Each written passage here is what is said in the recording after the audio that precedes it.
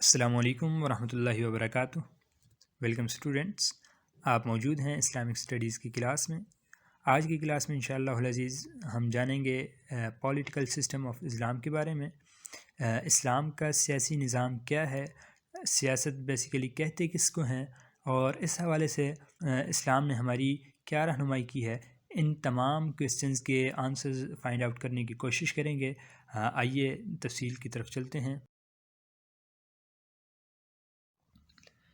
اپنے اصل ٹاپک کو ڈسکس کرنے سے پہلے ہم مختصر طور پر پولیٹکس کو ڈسکس کریں گے کہ اس کا بیک گراؤنڈ کیا ہے، کب اس کی ابتدا ہوئی۔ تو سیاست کا لفظ کوئی نیا نہیں ہے، بہت پہلے سے یہ لفظ بھی استعمال ہوا اور یہ علم چلا آ رہا ہے۔ سب سے پہلے اس کی جو بنیاد ہمیں ملتی ہے، دیکھا جائے تو افلاطون جو کہ حضرت عیسیٰ علیہ السلام سے کوئی تقریباً 400 سال پہلے گزرا ہے، اس کی ایک کتاب ہے جس کا نام اس نے جمہوریہ رکھا تھا، انگلش میں اس کی ٹرانسلیشن ریپبلک کے نام سے موجود ہے۔ اس میں اس نے اپنے استاد سقراط کی تعلیمات کو اپنی آراء کے ساتھ جو ہے وہ ملا کر چھاپا تھا۔ وہ کتاب بھی دیکھنے کے قابل ہے۔ وہ مکالمات افلاطون جو ہے، در حقیقت اس میں کچھ مکالمات ہیں۔ افلاطون یہ لکھتا ہے کہ میری فلاں شخص سے ملاقات ہوئی، اس میں اس نے یہ بات کی۔ تو وہ ایک اس حوالے سے بھی دیکھنے کے قابل چیز ہے کہ گزشتہ زمانے میں، زمانہ قدیم میں تحقیق کس طرح کی ہوا کرتی تھی، یا کتابیں لکھنے کا کیا طریقہ ہوا کرتا تھا، اور آج جو ہمارے ہاں سٹائل چل رہا ہے اس میں کیا تبدیلی آئی ہے۔ الغرض افلاطون کے بعد آگے چل کے اس کا شاگرد جو ہے وہ دیگر جہاں شاگرد تھے ان میں ارسطو بھی ایک شاگرد آیا، لیکن سب سے زیادہ کام اس نے کیا، اس وجہ سے باقی شاگردوں کی بنسبت یہ زیادہ مشہور ہوا ہے۔ آج کل جتنی بھی سائنسز پائی جاتی ہیں، ہم نے اوپر اس سے پہلے جو ہے وہ ڈسکس کی تھیں اسلام اینڈ سائنس کے ٹاپک میں۔ فار ایگزامپل علم طب ہے، علم حیوانات ہے، علم البصریات ہے، فلکیات وغیرہ، جتنی بھی میجر اس کی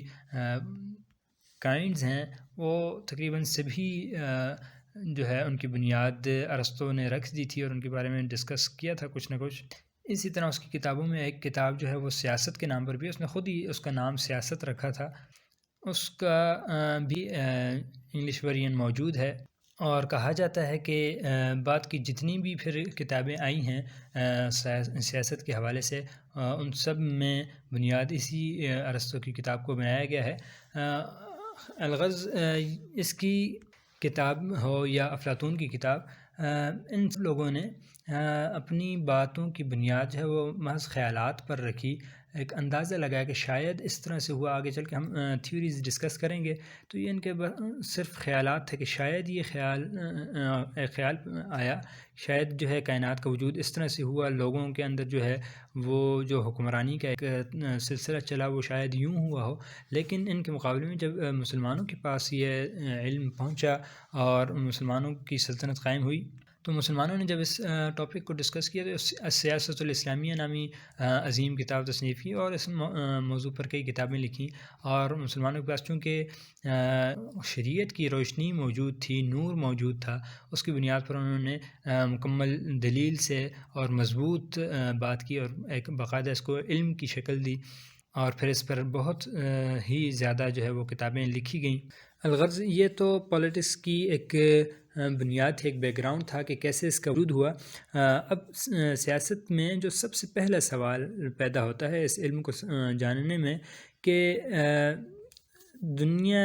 کا جو ہے، دنیا میں یہ ریاست کا تصور کیسے پیدا ہوا، how state came into existence. تو بنیادی طور پر 3 طرح کے نظریات سامنے آئے، 3 تھیوریز جو ہیں وہ ہمارے سامنے ہیں اس حوالے سے۔ سب سے پہلے سوشل کانٹریکٹ تھیوری ہے، جس کو معاہدہ عمرانی کا نظریہ بھی کہہ دیا جاتا ہے، اور اس کو ہم تفصیل سے ان تمام کو آگے چل کے پڑھیں گے کہ سوشل کانٹریکٹ تھیوری بیسیکلی ہوتی کیا ہے، اور پھر فورس تھیوری ہوتی کیا ہے۔ ان سبھی کو ہم انشاءاللہ تفصیل سے پڑھیں گے۔ تو ایک تو سوشل کانٹریکٹ تھیوری ہمارے سامنے آئی، دوسرے نمبر پر فورس تھیوری یا نظریہ قوت کے نام سے بھی اس کو ڈسکس کیا گیا ہے، یہ دوسرا ایک نظریہ اور دوسری تھیوری ہمارے سامنے آئی۔ تیسرے نمبر پر ڈیوائن تھیوری ہے، یا جس کو اصل خدا کا نظریہ بھی بعض دفعہ کہہ دیا جاتا ہے، یا اس سے ملتے جلتے نام دیے جاتے ہیں. تو یہ بیسیکلی یہ 3 تھیوریز ہمارے سامنے آتی ہیں. بعض نے ایک چوتھی بھی شامل کی ہے، لیکن وہ چوتھی جو شامل کی گئی ہے خاندان کے حوالے سے، وہ سوشل میں آ جاتی ہے. تو اس حوالے سے بنیادی طور پر یہ 3 ہی بنتی ہیں. اب آگے انشاءاللہ ہم ان تینوں کو مزید تفصیل سے جاننے کی کوشش کریں گے. اچھا، سب سے پہلے سوشل کانٹریکٹ تھیوری ہے، یہ جس کو معاہدہ عمرانی کا نظریہ بھی کہہ دیا جاتا ہے. بیسیکلی یہ نظریہ ہے کیا؟ تو جیسے یہاں پر مینشن بھی کیا گیا ہے کہ they hypothesize that individuals have consented either openly or tacitly to surrender some of their freedoms and submit to the authority of the ruler or magistrate in exchange for protection of their remaining rights. کہ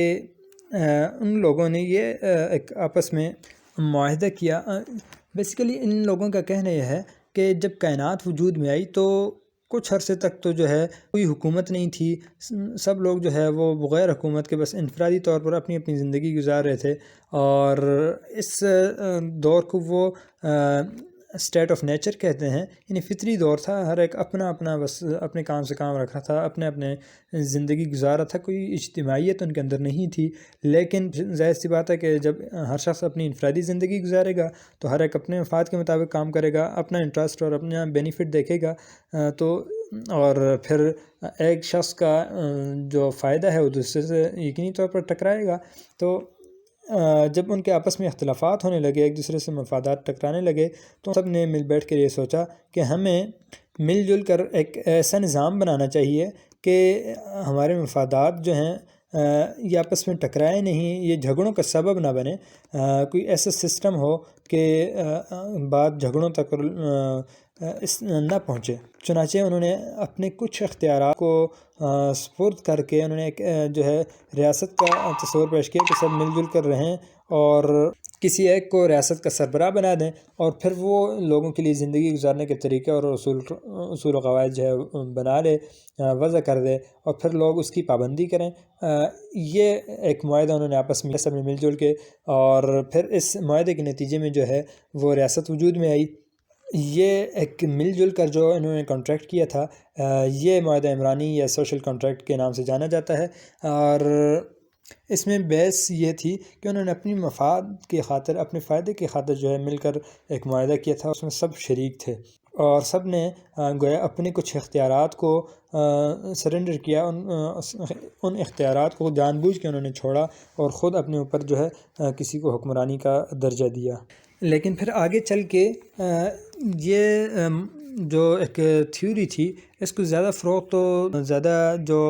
discuss کیا گیا، زیادہ کھول کر بیان کیا گیا، وہ تو تقریباً 15ویں صدی کے بعد کیا گیا. لیکن دلچسپ بات یہ ہے کہ اس کے نتیجے میں جو سسٹم جو ہے اسٹیبلش ہوا، وہ 2 مختلف نظام وجود میں آئے، اور دونوں نے اپنی بنیاد اسی سسٹم پر رکھی. دونوں کی دلیل اور بیس ایک ہی تھی، لیکن ظاہری طور پر بالکل دونوں ایک دوسرے سے الگ اور متضاد تھے اور ایک دوسرے کے کنٹریورس تھے. تو اس کنٹریڈکشن کے باوجود بھی دونوں جو ہے وہ سوشل کنٹریکٹ تھیوری پر ہی بیس کرتے ہیں. ان میں ایک سسٹم جو ہے وہ جس کو ہم کہہ سکتے ہیں مطلق العنانی حکومت، اور دوسرا جو ہے وہ عوامی حکومت یا جمہوری حکومت کا ایک تصور تھا، ایک نظام تھا جو دنیا میں وجود میں آیا اور اس پر چلتی رہی. ابتداءً تو مطلق العنانی رہی، اور اس کی بیس انہوں نے اسی پر اٹھائی تھی کہ چونکہ ہم نے خود مل کر یہ بات طے کی ہے کہ ہم کسی ایک شخص کو جو ہے وہ سربراہ بنا لیں، اور پھر اس کے کہے کے مطابق ہی جو ہے ابتدائی لوگوں نے معاہدہ عمرانی یا سوشل کانٹریکٹ کی جو ڈیفینیشن کی، انہوں نے اس کو یہی کہا کہ چونکہ ہم نے خود اپنا اختیار جو ہے وہ کسی ایک شخص کو دیا ہے، خود اپنا کسی کو حکمران بنایا ہے، تو اب جب ہم نے ایک دفعہ ان کو کہہ دیا کہ بھئی جو بات یہ طے کرے گا وہ بات درست ہوگی، خود ہم نے جب سپرد کر دیے ہیں اپنے اختیارات، تو اب تمام تر اختیار جو ہے وہ ریاست کو ہونا چاہیے، اور اس کی مکمل بادشاہت ہونی چاہیے، مکمل کنٹرول اس کو حاصل ہونا چاہیے. کیونکہ انسان تو ہر ایک اپنے مفاد میں سوچتا تھا، اور جب ہم نے ریاست کو اختیار دے دیا تو ریاست اجتماعی مفاد کو سامنے رکھ کر جو ہے وہ فیصلہ کرتی ہے، اور چاہے کسی شخص کو اس کا فیصلہ برا بھی لگ رہا ہو، لیکن پھر بھی اس کی ذمہ داری ہے، اس کا فرض ہے کہ وہ اس کو مانے اور اس کے مطابق جو ہے وہ ایکٹ کرے۔ چنانچہ چونکہ سقراط نے ہی یہ پیش کیا تھا تو اس نے جو ہے اس پر عمل بھی کر کے دکھایا۔ اس کی جو موت ہوئی تھی وہ یہی اس سے ثابت کیا اس نے کہ جب اس نے کچھ نظریات ایسے پیش کیے جو وہاں کے پرانے نظریات کے خلاف تھے، تو اس پر اس کو وہاں کے جو حکمران تھے انہوں نے سزائے موت سنائی اور اس کو قید کر دیا گیا۔ جو اس کے حامی تھے اور بہت زیادہ لوگ اس کے حامی ہو چکے تھے، تو انہوں نے کوشش کی کہ کسی طرح اس کو جیل سے نکال دیں، لیکن اس نے انکار کر دیا۔ اس نے کہا نہیں، جب ہم نے خود یہ اختیار جو ہے وہ ریاست کو دیا ہے، خود کہا ہے کہ جی چاہے میرا مفاد کچھ اور ہو، لیکن عوام کا مفاد اگر جو ہے وہ اس سے ٹکرا رہا ہے، زیادہ لوگوں کا مفاد ٹکرا رہا ہے، تو پھر ریاست کو اختیار ہے وہ چاہے تو سزا دے۔ تو ہم نے جب خود یہ اختیار ریاست کو دیا تو میں اب اس کے خلاف نہیں جاؤں گا۔ یہ سب سے زیادہ واضح اور بالکل انتہائی درجے کی جو ہے وہ ایکسپلینیشن تھی، اس کی تشریح تھی کہ کس حد تک انہوں نے یہ اختیار جو ہے وہ اس حکمران کو دے رکھا تھا جو وہ خود بناتے تھے۔ پھر آگے چل کے 15ویں صدی میں کئی اور فلاسفرز آئے، اور انہوں نے جو ہے ان فلاسفہ نے اس میں مزید کام کیا۔ خاص طور پر 3 فلاسفہ کا نام خاص طور پر آتا ہے، ہم آگے چل کے پڑھیں گے۔ تو انہوں نے اسی سوشل کانٹریکٹ تھیوری کو جو ہے بہت کھول کر بیان کیا، بہت تفصیل سے ڈسکس کیا، اور پھر یہاں سے انہوں نے معاہدہ عمرانی یا سوشل کانٹریکٹ کی جو دوسری صورت سامنے تھی لائی جمہوری حکومت کی، اس کو انشاءاللہ ہم آگے کے ڈسکس کریں گے، اور پوری تفصیل سے تینوں فلاسفہ کے جو نظریات ہیں ان کو جاننے کی کوشش کریں گے۔ پہلے ہم اپنے موضوع کو کمپلیٹ کر لیں، ہم تھیوریز جو پڑھ رہے تھے ان کو کمپلیٹ کرتے ہیں، پھر انشاءاللہ اس کو مزید ایلوبریٹ کریں گے۔ اس کے بعد دوسرے نمبر پر ہے فورس تھیوری، جس کو نظریہ قوت سے بھی ہم جانتے ہیں۔ دا فورس تھیوری کیا تھی؟ Some people argued that the state is based upon force and injustice. یہ نظریہ یا یہ تھیوری بیسیکلی یہ تھی کہ لوگوں کے درمیان ریاست قائم کرنے کے لیے کوئی پرامن معاہدہ نہیں ہوا، بلکہ یہ فلسفی یہ کہتے ہیں کہ پہلے زمانے میں جب ابتدا ہوئی کائنات کی تو اس وقت لوگ انفرادی طور پر رہتے تھے، تو آپس میں ان کے جھگڑے ہوتے تھے، لڑائیاں ہوتی تھیں، تو ان لڑائیوں میں جو طاقتور ٹھہرا وہ فاتح بنا اور اس نے اپنی حکومت قائم کی، گویا جنگوں نے ریاست کو جنم دیا۔ اسی حوالے سے یہ جملہ مشہور ہے کہ وارز بیگیٹ اسٹیٹ، بیگیٹ کنگ کے نام سے بھی یہ جملہ جانا جاتا ہے، اور اسٹیٹ کا بھی، کہ جنگوں نے ریاست کو جنم دیا۔ تو گویا جب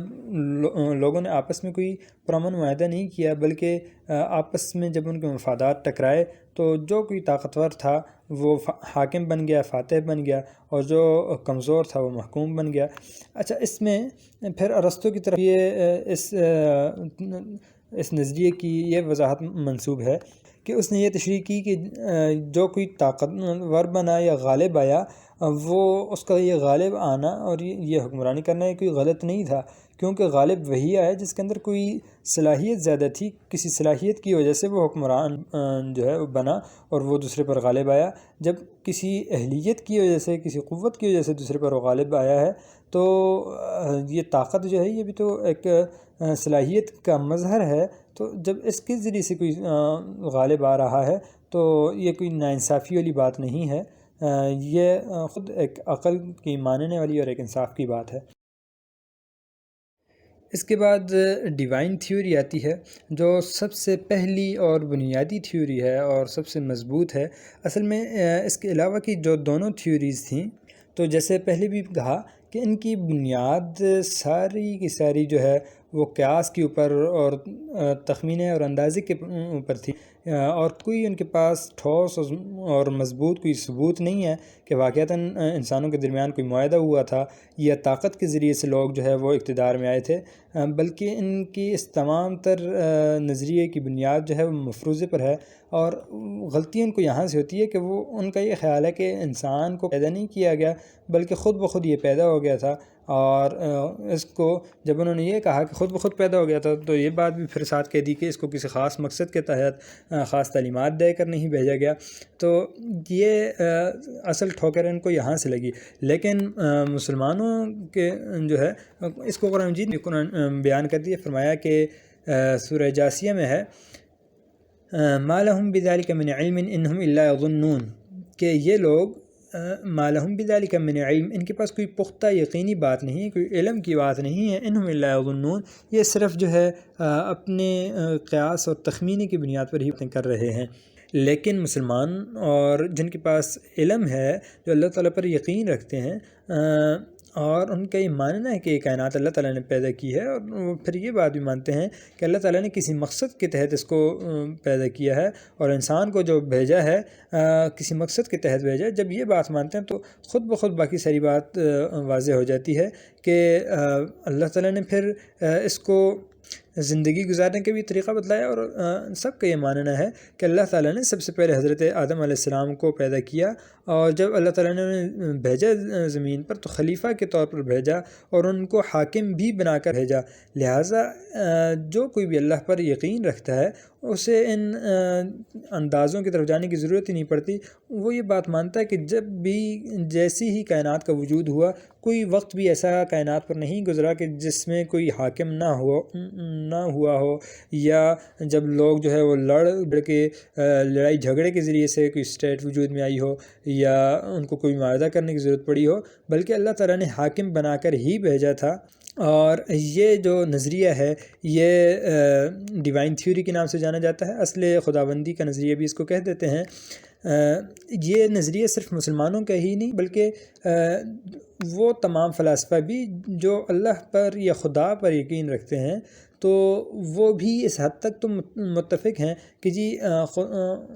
خدا نے ہی جو ہے وہ انسان کو پیدا کیا، اور اسی نے ریاست بھی بنائی، اور اسی نے جو ہے یہ حکومت کا نظام بھی ان کے اندر قائم کیا۔ البتہ جو ہے وہ اللہ کی وحدانیت کے قائل نہیں تھے یا اللہ تعالیٰ کو نہیں مانتے تھے، تو انہوں نے پھر یہاں پر ایک ٹھوکر کھائی اور بڑی انتہا پسندی کا مظاہرہ کیا، اور انہوں نے یہ کہہ دیا کہ جو کوئی بھی حاکم بنتا ہے چونکہ وہ خدا کی طرف سے بنتا ہے، لہٰذا کسی انسان کو اختیار نہیں ہے کہ وہ کو ہٹائیں۔ اگر کوئی اس طرح کی کوشش کر رہا ہے تو وہ گویا خدا کی مشیت کو بدلنے کی کوشش کر رہا ہے، اور خدا سے وہ مقابلہ کرنے کی کوشش کر رہا ہے۔ لہٰذا چاہے کوئی ظالم حکمرانی مسلط ہو جائے، بہر صورت اس کے سامنے آپ کو سر تسلیم خم کرنا ہوگا اور اس کی مرضی کے مطابق چلنا ہوگا۔ لیکن ان لوگوں کو جو ہے یہ چیز سمجھنے میں مشکل ہوئی، جو ایک شریعت نے ہمیں چیز بتلائی کہ ایک ہوتی ہے تکوینی مشیت اور ایک ہوتی ہے تشریعی مرضی۔ تکوینی مشیت یعنی اللہ تعالیٰ نے سبب بنا دیا ہے کہ یوں کرو گے تو تمہارے ساتھ یہ برتاؤ کیا جائے گا، نیکی کرو گے تو تمہارے لیے آسانی ہوگی، گناہ کام کرو گے تو ایسے ہوگا، وغیرہ وغیرہ۔ اور ایک ہے تشریعی مرضی کہ اللہ تعالیٰ چاہتے کیا ہیں۔ تو تشریعی مرضی یہ نہیں ہے کہ کوئی ظالم آپ کے اوپر مسلط ہو جائے تو آپ چپ بیٹھے رہیں، اس کے بارے میں الگ احکامات موجود ہیں، پرامن طریقے سے آپ اس کے لیے کوشش کرتے ہیں۔ حدیث مبارکہ میں گو کہ اس کو جو ہے آپ صلی اللہ علیہ وسلم نے قرار دیا کہ بعض دفعہ لوگوں کی سرکشی کی وجہ سے جو ہے ان پر ظالم حکمران مسلط کیے جاتے ہیں، جیسے سورہ بنی اسرائیل میں بھی اللہ تعالیٰ نے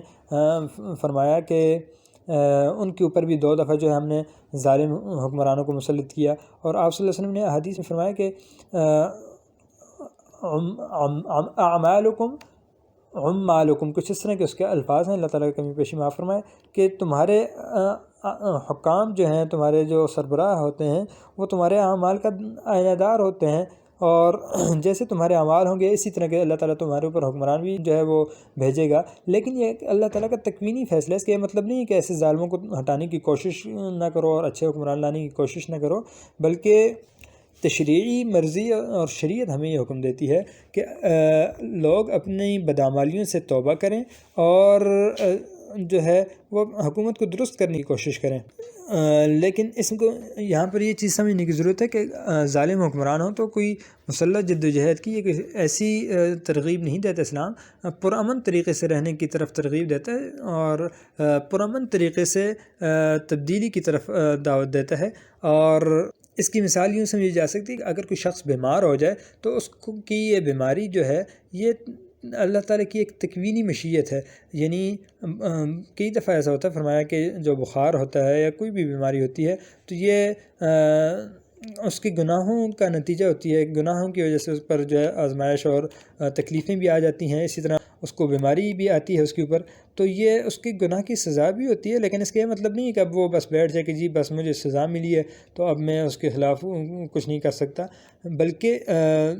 اس پر توبہ استغفار کرنا اور جائز طریقے سے پھر اس بیماری کا علاج کرنا سنت کے مطابق، اس چیز کی طرف جو ہے وہ شریعت نے رہنمائی کی ہے۔ تو خیر ڈیوائن تھیوری بیسیکلی یہ کہتی ہے کہ اللہ تعالیٰ نے جب انسان کو بھیجا تو انسان کو حکمران بنا کر ہی بھیجا، اور یہ اللہ نے جو انسان کو بھیجا تو اس کو ایک باقاعدہ پورا سسٹم بتلا کر بھیجا کہ کیسے لوگوں پر حکمرانی کرنی ہے، اور وہی کی بنیاد پر یہ جو ہے لوگوں کے درمیان پھر فیصلہ کرتا ہے۔ اسی کو قرآن مجید میں اللہ تعالیٰ نے فرمایا کہ وَإِذْ قَالَ رَبُّكَ لِلْمَلَائِكَةِ إِنِّي جَاعِلٌ فِي الْأَرْضِ خلیفہ، یہاں پر خلیفہ کا لفظ اللہ تعالیٰ نے خود استعمال فرمایا، تو اس کو نیابت کے جو ہے وہ منصب پر اللہ تعالیٰ نے فائز فرمایا۔ Now we will learn about some of famous philosophers. کچھ مشہور فلاسفہ، خاص طور پر 3 جن کا ابھی پہلے تذکرہ بھی ہوا تھا، ان کے نظریات کو تھوڑا سا سمجھنے کی کوشش کریں گے کہ انہوں نے کیا فلسفہ جو ہے وہ پیش کیا اور اس کی کیا تشریحات کیں۔ سب سے پہلے تھامس ہابس کا نام آتا ہے، اور اس نے وہی سوشل کانٹریکٹ تھیوری کو مزید وضاحت کے ساتھ پیش کیا، اور اس نے یہ کہا کہ It was a state of war, a savage state. Men were selfish and aggressive. وہی ساری بات کی کہ لوگ آپس میں لڑ رہے تھے، ان کی لڑائیاں ہو رہی تھیں اور مفادات جو ہے وہ ایک دوسرے سے ٹکرا رہے تھے، تو ایسے میں انہوں نے یہ طے کیا کہ ہم مل بیٹھ کر کسی ایک شخص کو اپنا حکمران بناتے ہیں، اور پھر وہ ہمارے درمیان فیصلہ کرے گا، وہ طے کرے گا کہ کیا کام کرنا چاہیے، کیا کام نہیں کرنا چاہیے، کیا چیز مفاد میں ہے اور کیا چیز مفاد میں نہیں ہے۔ تو گویا اس نے ایک لحاظ سے مطلق العنانی بادشاہت جو تھی اس کا تصور پیش کیا کہ جس کو ہم نے اختیار دے دیا، جس کو اپنی اختیار سے ایک حکمران بنایا، تو وہ حکمران ہوگا، وہ جو فیصلہ کرنا چاہے وہ فیصلہ کر سکتا ہے۔ اس کے بعد جان لاک کا دور آتا ہے۔ اس نے بھی بیسیکلی وہی معاہدہ عمرانی یا سوشل کانٹریکٹ جو ہے اسی کو ڈیفائن کیا، اور اس نے کہا کہ life in the state of nature was one of the piece and as. وہی بات کی کہ لوگ جو ہے وہ ایک اسٹیٹ آف نیچر میں رہتے تھے اور ایک فطری حالت میں تھے، اور ہر ایک سکون کی زندگی گزار رہا تھا۔ ایسے میں پھر جو ہے آپس میں کچھ مفادات کا ان کا ٹکراؤ ہوا، اور انہوں نے یہ چیز سوچی کہ ہم جو ہے ایسی ہی سکون کے ساتھ رہیں، بس کوئی ایک شخص جو ہے وہ ان چیزوں کی نگرانی کرے کہ کسی کی آپس میں کوئی لڑائی جھگڑا نہ ہو اور سب صلح صفائی کے ساتھ رہیں۔ تو ایسے میں انہوں نے مل جل کر گویا یہ ایک شخص کو یہ اختیارات دیے کہ تم یہ چیزیں دیکھو، اور گویا انہوں نے خود سے کسی کو حکمران بنایا۔ وہی سوشل کانٹریکٹ والا ہے کہ خود سے انہوں نے ایک کانٹریکٹ کیا اور کسی شخص کو حکمران بنایا، اور پھر اس نے بھی وہی نظریہ پیش کیا کہ جو حکمران بنایا تو پھر وہ مطلق العنان بادشاہ تھا، مطلق العنانی تھی کہ وہ پھر جو فیصلہ کرے اس کو سب مانیں گے۔ ہابز اور جان لاک ان دونوں کا نظریہ یہی تھا کہ جو بادشاہت ہو یا جو طرز سیاست ہو وہ بالکل آزادانہ ہو اور بالکل خود مختار ہو، ریاست جو وجود میں آئے، اور حکمران کو مکمل اختیارات ہوں، وہ جس چیز میں فائدہ سمجھے اس کو کرنے کا حکم دے اور سب اس کے ماننے کے پابند ہوں۔ اس کے بعد تیسرے نمبر پر روسو آ جاتا ہے۔ اس کا نظریہ یہ تھا کہ people lead to an ideal life and enjoyed idyllic happiness in the state of the nature, but the rise of property produced evils. To escape from them, men set up an authority by contract. وہی social contract theory تھی اس کی بھی، اور اس کو لیکن فرق یہ ہے کہ پہلے دونوں جو تھے جان لاک اور دوسرا ان دونوں سے ہٹ کر اس نے روسو نے بالکل ایک الٹ جو ہے اس کی تشریح پیش کی، اور اس نے یہ دعویٰ کیا اور اس نظریے کی تشریح یہ کی کہ ریاست چونکہ خود سے وجود میں نہیں آئی بلکہ یہ ایک باہمی معاہدے کے ذریعے سے وجود میں آئی ہے، اور جو بھی حاکم یا سردار بنا ہے وہ لوگوں کے اختیار سے جو ہے وہ سردار بنا ہے، لوگوں نے اس کو جو ہے وہ حکمران بنایا ہے، تو اصل طاقت کا سرچشمہ جو ہے وہ خود عوام ہے، نہ کہ وہ خود حکمران۔ تو جب وہ خود سے نہیں بن سکا، اس کو لوگوں نے بنایا، تو اس کی ذمہ داری ہے کہ وہ لوگوں کی نمائندگی کرے، وہ عوام کی نمائندگی کرے، اور عوام کی مرضی کے مطابق جو ہے حکومت ہونی چاہیے۔ اگر وہ شخص جو ہے وہ عوام کی مرضی کے مطابق حکومت نہیں کر رہا، ان کی خیرخواہی کے خلاف بات کر رہا ہے یا ان کے منشا کے خلاف بات کر رہا ہے، تو اس کا مطلب یہ ہے کہ در حقیقت وہ خود ہی مادہ عمرانی کی خلاف ورزی کر رہا ہے۔ مادہ عمرانی تو یہ تھا نا کہ عام لوگوں کا فائدہ کس میں ہے، میجورٹی کا گویا فائدہ کس میں ہے، ذاتی مفاد کو چھوڑ کے اکثریت کے مفاد کو دیکھا جائے۔ تو